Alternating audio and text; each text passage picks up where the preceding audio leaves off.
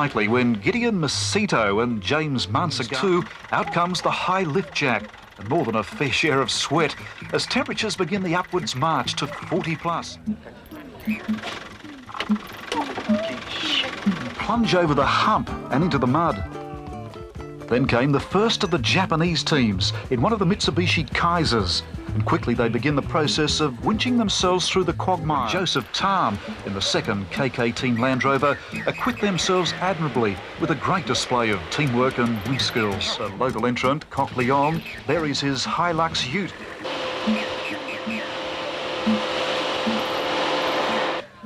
Then it's the turn of our bush driver entry. As the forerunner flounders, Fred launches himself out of the passenger door, pushing through the knee-deep mud with the winch cable, as Norm keeps the vehicle moving ever so slowly forward to prevent the mud getting a grip on the chassis and floor pan.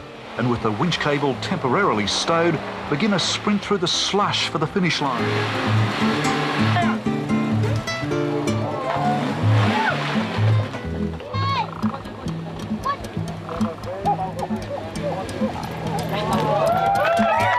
At last, they start the run.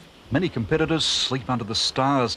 Mud, and still more mud. Land Rover, another vehicle provider through the support of Land Rover Malaysia, begins to slip and slide.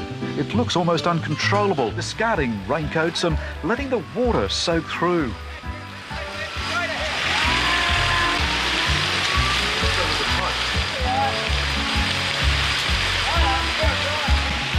At last, boy to one by one power their way to the top.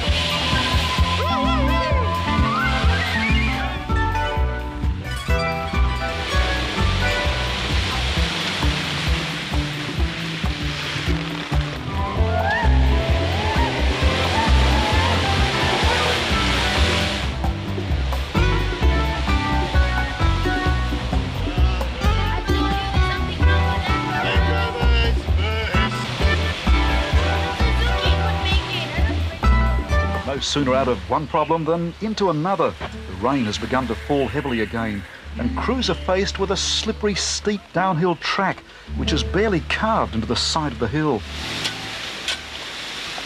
Digging and filling the deep, rapidly flowing washout until finally there's a track just wide enough for one vehicle.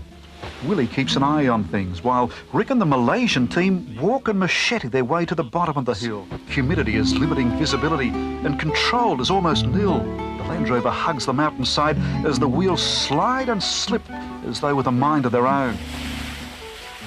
And the chance of sliding to potential disaster haven't changed one little bit.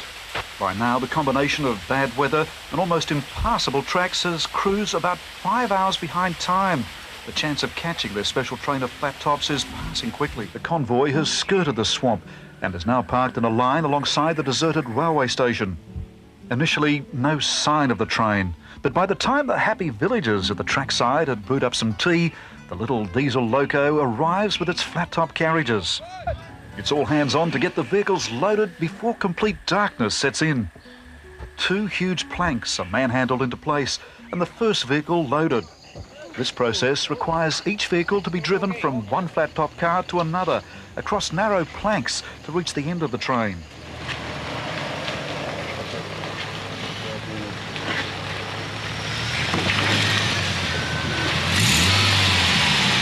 The rain continues heavier and heavier as twilight turns to gloom to darkness. Slowly the train moves off, and there they are, crews 10 feet below the tracks, surrounded by jungle, pouring rain and pitch black darkness. Above, the convoy, lights ablaze on board the train, heading for civilization. What follows is a mad scramble in pitch darkness to get on board. The train just couldn't stop.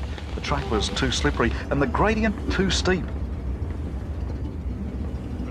Crews are making good time, the weather is fine and everyone's well rested.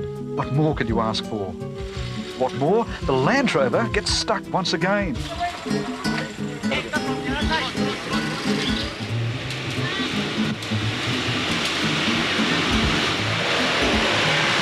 Forward passage is short-lived. Only a few hundred metres further on, it's back to the chainsaws to clear yet another log. Ahead, a landslide, a treacherous quicksand-like ooze beneath a thin shale topping.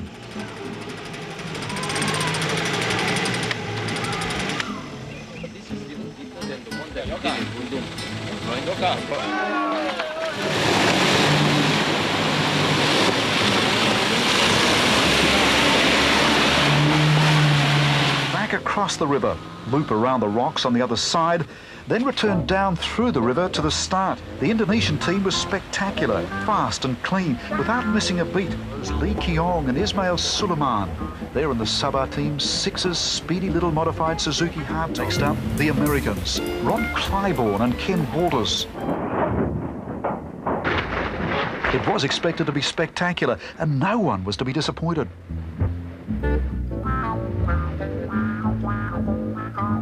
Discovered the snorkel had been left the wrong way around. That had allowed the motor to ingest a dose of Borneo river water. The Forerunner at last has restarted. Not a thing damaged internally, in spite of all that water. And still they came on, some taking it easy, some others more spectacular than successful.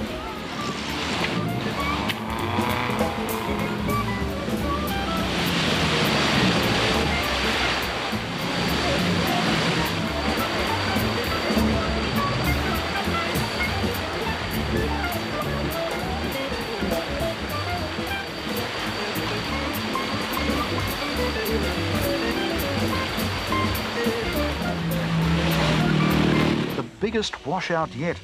There's not a man or woman here who would contemplate retreating. No alternative. Contestants have to either construct a bridge or turn back. Comes a variety of tools. 3 tree trunks are required for each runner of the bridge. A big one to carry the weight and one each side to guide the tyres. Ropes and vines.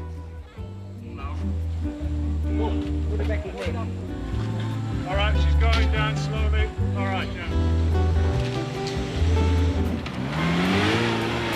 Only to roll gracefully onto their side right in front of our camera.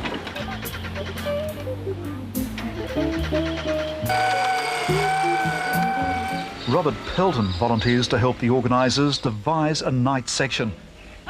Even the tricky chicanes pose little problem to the first vehicles which revel in these clear dry in. Without warning, the sky opens up. The next 2 vehicles, one of them the bush driver Forerunner, are hit by torrential rain which turns the track into a quagmire. For crew members, this downpour is almost impossible to take, and the car has to be almost winched from the bottom to the top on this steep hill. The co-drivers have to scramble through knee-deep mud to different winching points. The overnight rain had swollen the river and stranded the competitors. Those who had remained in the village used the swing bridge to get back to their vehicles on the other side. Right up to the wall it was. We're pretty close to winning. Ending.